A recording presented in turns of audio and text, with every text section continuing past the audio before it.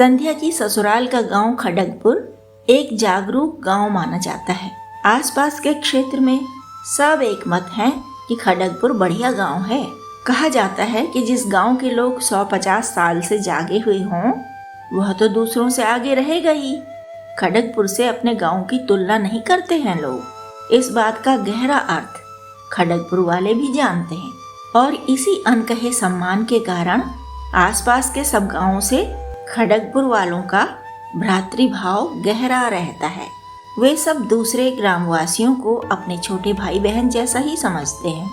खड़गपुर के घर घर में बिजली, पानी, शौचालय है। गांव का हर बच्चा पढ़ने जाता है। जो बच्चा जितनी अधिक आनाकानी करता है उसे उतने ही ध्यान से पढ़ाई के पथ पर चलाया जाता है। बड़े प्रेम से प्रयास होते हैं। घर के लोग हारने लगते हैं तो पड़ोसी भी सहयोग करने लगते हैं। शिक्षक तक आनाकानी नहीं कर सकते। कामचोर शिक्षक खड़गपुर विद्यालय में टिक नहीं सकता। ग्रामवासी ऐसे सचेत हैं कि या तो शिक्षक सुधरेगा या फिर बोरिया बिस्तर बांध कर जाएगा। पंच पंचायत हो या ग्राम विकास अधिकारी हो, सबको यहाँ काम करके दिखाना होता है। घपले वाला टिकता नहीं। खंड विकास अधिकारी का भी रौब नहीं चल पाता, क्योंकि खड़गपुर के 5 पुत्र IAS PCS अधिकारी हैं। मुख्य विकास अधिकारी खुद संपर्क करके हाल पूछते हैं। खड़गपुर का 100 साल का जागा गांव है। अनिल शुक्ल का गांव है, जिन्होंने पूरा जीवन इस गांव की सेवा में और विकास में लगा दिया था। वे चाहते तो लंदन, पेरिस में ठाठ से रह सकते थे, पर उन्होंने सबको साथ लेकर आगे बढ़ना ही अपने लिए चुना था। उनके संस्कार उनके बेटों को भी मिले। अविकल, अविरल सभी तो गांव की भलाई के लिए बढ़ चढ़कर काम करते रहे हैं। अनिल शुक्ल की शिक्षाएं अभी तक धूमिल नहीं हुई हैं। उनका बनाया स्कूल, उनका बनाया घर उनकी शिक्षाओं को आगे बढ़ा रहे हैं। उनका ही सिखाया है यह कि दोपहर का खाना खाकर जो महिलाएं खाली हों वे एकत्रित हों और हाथ के हुनर एक दूसरे को सिखाएं। जो सिखाए उसे सम्मान मिले, सहयोग मिले, उसकी इच्छा अनिच्छा, सुविधा असुविधा का पूरा ध्यान रखा जाए। वही परंपरा चली आ रही अभी तक। संध्या जब भी गांव आती है दोपहर के समय खाली रहने पर किसी को भेजवा कर गांव की महिलाओं को बुला लेती है। महिलाएं जिनके पास न अधिक काम है न अधिक आराम, जिन्हें सीखने में रुचि है और जो अपनी रुचि से हुनर बढ़ा सकती हैं, हुनर से कमाई कर सकती हैं। दादा ससुर का आशीर्वाद पाने के लिए इसे वह अपना प्रयास मानती है। शहर से कढ़ाई के फ्रेम, धागे, सुई और सस्ते कपड़े के टुकड़े वह स्वयं लेकर आती है। हाथ पकड़ पकड़ कर सुई चलाना सिखाती है। नमूना कैसे छापें, कैसे बनाएं, कैसे फ्रेम कसें, रंगों का चयन कैसे करें, सब बातों को ध्यान से सिखाती है। सीखी हुई औरतों को प्रेरित करती है कि वे दूसरों को भी सिखाएं। जो लड़कियां और महिलाएं सीखती हैं उनसे सिखाने वाली का हाथ बटाने को कहती हैं। उसे भी कुछ सहायता मिल जाती है। इस तरह छोटे छोटे काम सरलता से हो जाते हैं। दुकान से कुछ मंगाना हो, धुले कपड़े छत पर फैलाना हो या सूखे कपड़े छत से उतारना हो, ऐसे छोटे छोटे काम उन लोगों से करवा लेती है। शहर में पर्दा नहीं होता, लेकिन गांव में थोड़ा निभाना पड़ता है। वह ऐसे सहयोग से ही निभ जाता है। सिर पर पल्ला रखने में संध्या को कोई कष्ट नहीं। वह तो गांव की सीमा में आते ही सिर ढक लेती है। यहाँ आते ही उसे सावधान रहना होता है अपने पति के 2 नामों के लिए। घर में वे रोहन नाम से ही पुकारे जाते हैं, जबकि सरकारी कागजों में वे अविरल शुक्ल के नाम से जाने जाते हैं। अनपढ़ लोगों को भी पुकारने में सुविधा हो जाती है और भाई भाई की स्पष्ट पहचान भी हो। इसके लिए घर के नाम मोहन, रोहन, सोहन रखे गए हैं। आने से पहले हर बार संध्या याद दिला देती है बच्चों को भी कि पापा का घर का नाम रोहन है। गांव में तुम्हें सब रोहन के बेटा बेटी ही कहेंगे। कहीं किसी की उपेक्षा न हो और किसी को कोई गलतफहमी न हो, इसके लिए वह गांव आते समय बहुत कुछ ध्यान में रखती है और बच्चों को भी याद दिलाती है, ताकि गांव की यात्रा उन सब के लिए भी आनंदमय हो और गांव वालों को भी उनका आना हमेशा अच्छा लगे।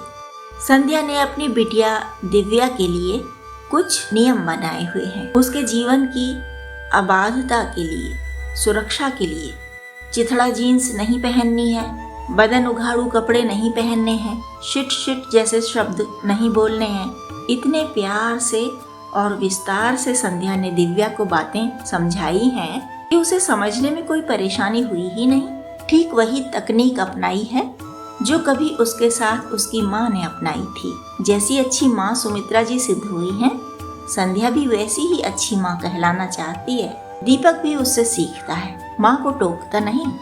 उसके नाम को लेकर ही दोस्तों ने कितनी बातें की। अरे पुराने समय का नाम है, पापा का नाम अविरल, जैसे पापा ही मॉडर्न हो। बेटे का नाम पापा का लगता है और पापा का नाम बेटे का लगता है। दीपक ने अपने आप ही अपनी लड़ाई लड़ ली, खुद समझा दिया जैसे उसे माँ ने समझाया था। पापा के दो दो नाम होने से क्या क्या कठिनाइयाँ आईं। एक व्यक्ति के दो नाम क्यों हों? एक बढ़िया सा नाम जिससे लगे कि वेल एजुकेटेड फैमिली का है, दूसरा नाम वह कि गांव के लोग भी आसानी से याद रख सकें, बोल सकें। अनजाने ही दादाजी ने यह समस्या खड़ी कर दी थी। आगे ऐसा नहीं होना चाहिए। एक सरल नाम इसीलिए चुना गया। दीपक ने अपनी बात अच्छी तरह समझा दी। यह माँ से मिली कला थी, माँ को राम रसायन से मिली हुई कला। जो बच्चे इस बात से चिढ़ जाते कि दीपक को हरा नहीं पाते, उन्होंने उसका नाम दीमक रख दिया और हंसने का एक बहाना पा लिया। लो, हो गए तुम्हारे भी दो नाम, अपने पापा की ही तरह। दीपक को पता था कि ऐसे विरोधियों का सामना शब्द से नहीं करना है, उपेक्षा से करना है। अनसुनी कर देने की कला, बुरी बातों से अछूते रह जाने की कला भी तो उसे माँ से ही मिली है। ये कलाएं गांव में भी खूब काम आती। गांव आने से पहले संध्या इन कलाओं को भी याद दिलाती है। बच्चे तनिक ठिठोली कर लेते हैं कि हम गांव की परीक्षा में भी फेल नहीं होने वाले। हंसी ठिठोली होती है, लेकिन दिशा निर्देशन को गंभीरता से भी लिया जाता है, तभी तो बच्चे पूरा आनंद ले पाते हैं।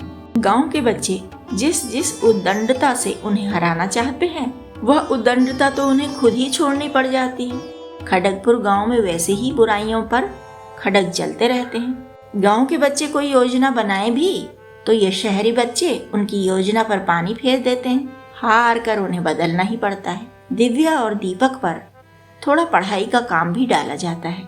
गांव के बच्चों को पढ़ाते हुए उनकी अपनी भी थोड़ी पढ़ाई हो जाती है, वरना हिंदी के पहाड़े उन्हें कहाँ याद होते।